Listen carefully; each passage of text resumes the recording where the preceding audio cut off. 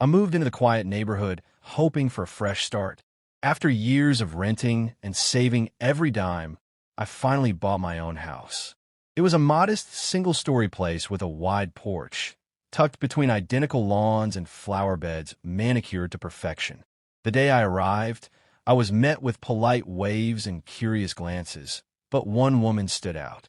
Tall, stiff, and wearing a shirt tucked in too tightly, she introduced herself as Karen Thompson, the HOA president.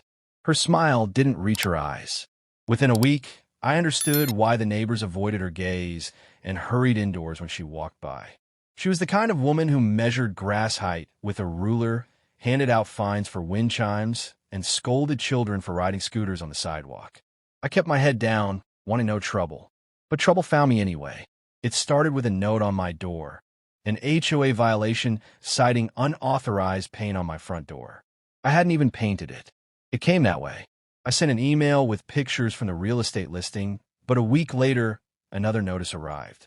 This time, it was about a flower bed I hadn't touched. When I called to clarify, I got a curt response and was told I was on watch. I tried to ignore it, but the violations kept coming. Loud footsteps at night? Violation. A misplaced trash bin? Violation. A garden hose left unrolled? Another one. I realized this wasn't about rules. It was personal. My neighbor, a kind older woman named Mrs. Ellison, warned me quietly one afternoon. She said Karen had it out for anyone who didn't bow to her authority. She once fined a man for having solar panels, called them too reflective. Another family got slapped with a penalty because their windbreaker jackets on a clothesline were visual clutter. It wasn't about maintaining standards. It was about control. And now I was in her crosshairs. One evening, I found a printed document taped to my front door. It was an HOA notice of eviction proceedings. Eviction for repeated noncompliance with neighborhood guidelines. I laughed at first, thinking it had to be a mistake, but my laughter faded as I read the formal tone and threat of legal action. My name was typed in bold, and the words mandatory removal chilled me. I called the HOA number again, and Karen herself picked up. She sounded pleased. She said I had 2 weeks to vacate and that she'd already filed preliminary paperwork. I reminded her I owned my house outright. She chuckled and said the HOA had powers beyond what I rented folk understood. That was her mistake, assuming I'd never owned property before. She didn't know who I really was, and more importantly, what I'd been planning. A year before moving in, I had worked in commercial real estate development.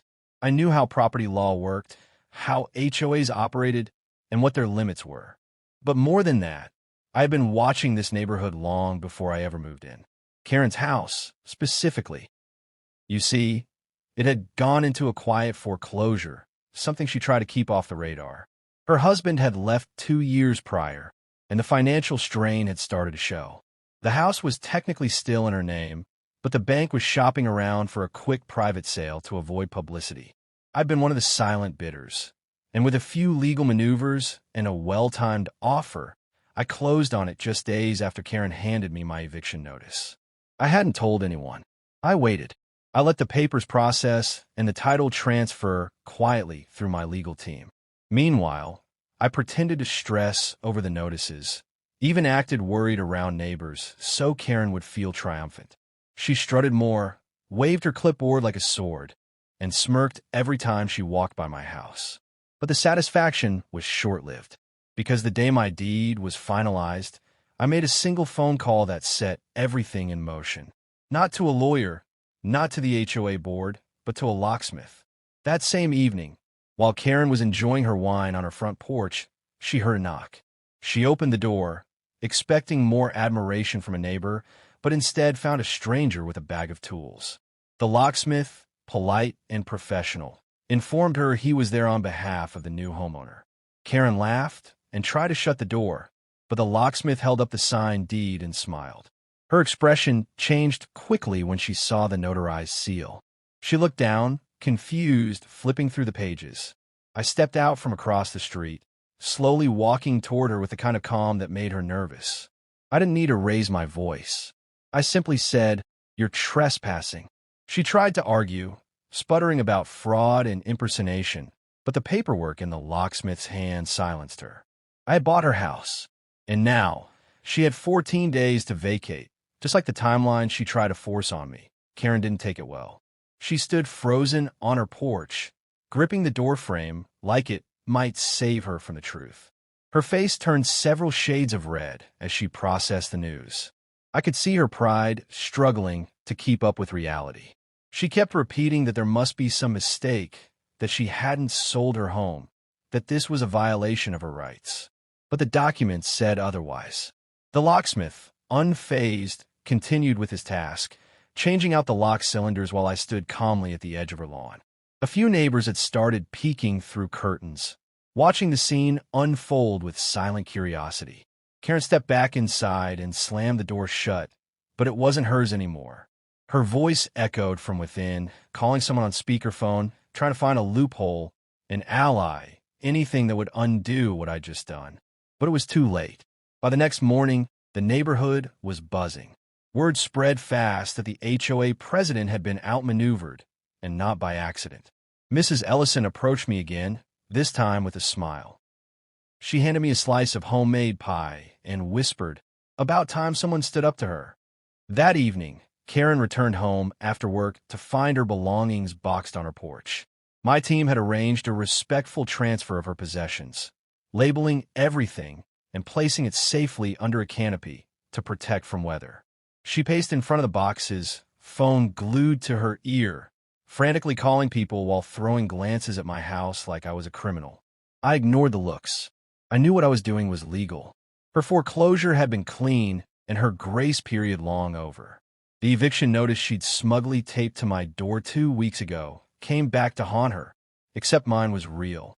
Karen filed an emergency injunction with the city, claiming property theft, harassment, and retaliation. But the judge dismissed it in under 10 minutes. My ownership documents were solid, notarized, and dated prior to any action she tried to take against me. Worse for her, the court realized her own HOA threats had no legal teeth. She had overstepped her authority multiple times, and now that spotlight was turning into a floodlight. 2 days later, city code enforcement showed up. Not at my house, at hers. Or rather, would have been hers. The inspection uncovered years of unpermitted modifications, including a back patio extension that she'd never filed plans for. Turns out, Karen had been granting herself silent exceptions while cracking down on everyone else. She'd fine neighbors for fence colors, but her own side gate was completely out of regulation. Her garden lighting, once praised in the HOA newsletter, violated 2 city ordinances. I didn't report her. I didn't need to. Her replacement on the HOA board, an eager young woman named Maya, had already begun a review of past board decisions. She found discrepancies, favoritism, and financial irregularities in the way Karen handled funds. What followed next was almost cinematic. An emergency HOA meeting was called, this time in the community center instead of Karen's living room. I attended quietly, standing near the back as Maya presented findings on a projector. Line after line of spending showed how Karen had used HOA fines to fund landscaping projects at her own house. A dozen neighbors stood up, one by one, each telling stories of strange fines and unfair penalties. Mr. Albright, who'd lived here longer than anyone, revealed that Karen once fined him for trimming a tree that didn't even stand on his property. Another family talked about being fined twice in 1 week for leaving a bicycle leaning against their garage. It became clear that Karen hadn't been protecting the neighborhood. She'd been ruling it like a queen. Now she was dethroned. The final blow came when Maya revealed a canceled check that Karen had written to herself labeled Community Aesthetic Review Fee. There was no such fee in the bylaws. By the end of the meeting, the vote was unanimous. Karen was removed from her HOA role permanently and barred from holding any board position in the future. She tried to argue, voice shaking, that this was all part of some personal vendetta. But nobody believed her anymore. That evening, I walked past her former house. The porch was empty. The wine bottles were gone. She wasn't there. A for rent sign hung in the yard, crooked and half falling over. I didn't know where she'd gone, and I didn't care. What mattered more was the peace that returned to the street. Kids rode scooters again. Wind chimes sang without fear. Garden gnomes popped up on lawns, bold and proud. I sat on my porch and watched the neighborhood breathe freely for the first time in years. With Karen gone, the neighborhood began to transform in ways I never expected. The change wasn't just in the silence left behind, but in the way people started talking to each other again. Front doors stayed open longer. Laughter echoed from backyards, and for the first time, neighbors gathered on sidewalks instead of avoiding them. Maya wasted no time initiating reforms. The HOA meetings became open forums. Decisions were made together, and rules were reviewed with input from everyone. The fine system that had once been Karen's weapon of choice was frozen indefinitely while a new community charter was being written. When I attended the first revision session, I saw faces that had never dared speak up before, now sharing suggestions and smiling freely. It was like watching a town slowly wake from a bad dream. Mrs. Ellison invited everyone to her yard for a potluck, something Karen had banned years ago for being a disturbance. That afternoon, I met families I hadn't seen in weeks, people who had once stayed hidden behind curtains now laughing under the sun. Mr. Albright grilled hot dogs. A group of kids drew chalk pictures on the sidewalks Karen once patrolled. The air felt lighter, like a weight had been lifted. I sat near the back fence, sipping lemonade, thinking about how close I'd come to giving up when the eviction notice first landed on my door. But I hadn't. I'd stood my ground, waited for the right moment, and flipped the game on the one who thought she controlled the board. A week later, I received a letter, not from the HOA, but from a city housing advocate. She'd heard about the situation through one of Maya's board members and wanted to speak with me about developing a guide for homeowners facing HOA abuse. I agreed.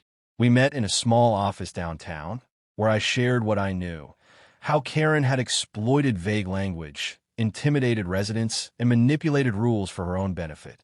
That meeting led to another, and then another.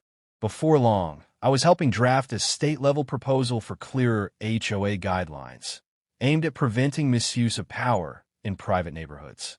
It wasn't just about what had happened to me. It was about ensuring no one else would be blindsided like that again. As for the house I bought from Karen, I didn't keep it. After a few months, I decided to turn it into something useful. With community support, we transformed it into a shared space. Part reading room, part support center for elderly residents needing help with forms, repairs, or groceries. The very place Karen had ruled from was now open to all, no longer a symbol of fear, but one of connection. Children painted murals on the fence, volunteers installed benches in the yard, and Mrs. Ellison brought fresh cookies every Friday. We named it the Corner Room, and every time I passed by, I smiled knowing what it used to be and what it had become. The irony never left me. Karen had tried to evict me, certain she could bully me out of my own home. But in trying to push me out, she gave me the final push I needed to dig in, stand tall, and eventually take everything she used to control. Her power, her reputation, even her address. It all slipped through her fingers because she underestimated the wrong person. I didn't need to shout or fight dirty. I simply waited, watched, and acted when it mattered most. Looking back, I don't feel hatred for Karen. What I feel is gratitude, not for the trouble she caused, but for the clarity she gave me. I had thought this house would be my quiet retreat. Instead, it became the place where I found my voice and helped others do the same. That's the real victory, not owning her house, but changing the neighborhood it stood in. Now, when I see kids racing down the sidewalk, wind chimes dancing in the breeze, and families gathered around porch lights, I know the change was real and lasting. And every time someone new moves in, they hear the story, not as gossip, but as a reminder, this is a place where people stand together and no one rules through fear anymore.